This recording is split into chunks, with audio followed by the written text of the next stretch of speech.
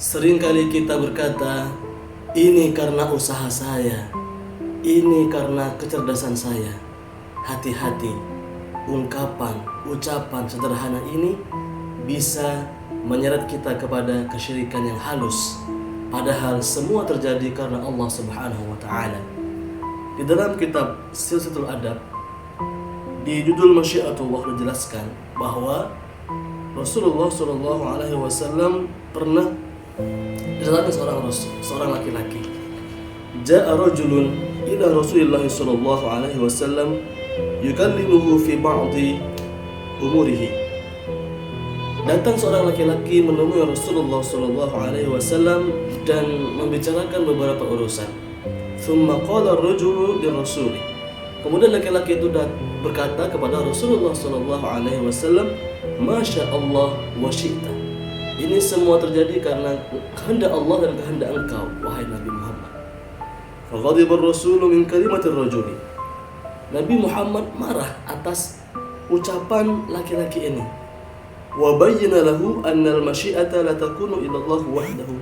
Dan menjelaskan kepada laki-laki ini bahwa kehendak itu hanya terjadi karena kehendak Allah, tidak ada yang lain, hanya kehendak Allah saja. Faqalahu, Nabi melanjutkan, Aja'altani lillahi adalan musawiyan wa muhadilan. Apakah kamu hendak menjadikan saya sama dengan Allah Subhanahu wa Ta'ala, setara dengan Allah Subhanahu wa Ta'ala? Bal sya'allahu wahdahu. Tapi katakanlah bahwa ini semua terjadi hanya semata-mata karena kehendak Allah Subhanahu wa Ta'ala. Al-Baihaqi, hadis riwayat Baihaqi. Fal muslimu yukirru lillahi bi annahu al-ilahul wahidul ahad.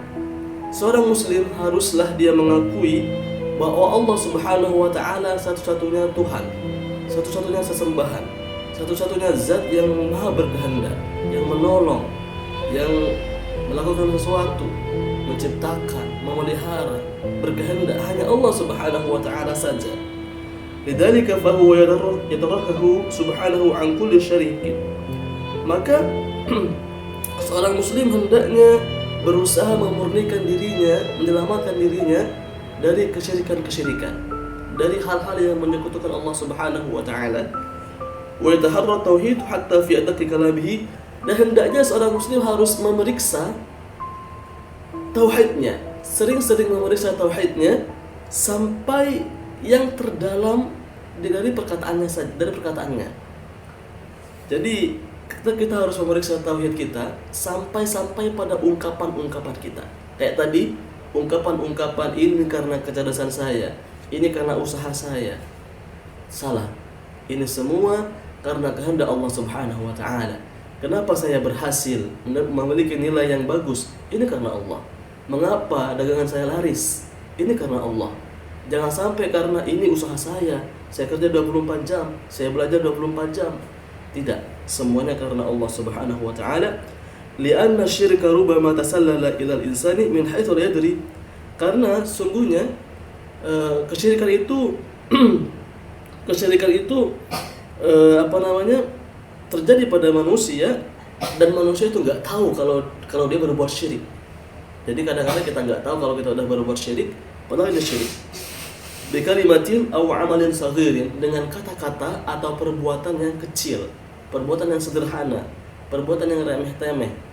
Tapi ternyata kita telah berbuat syirik. Termasuk dalam hal ini kita misalnya berbuat riya.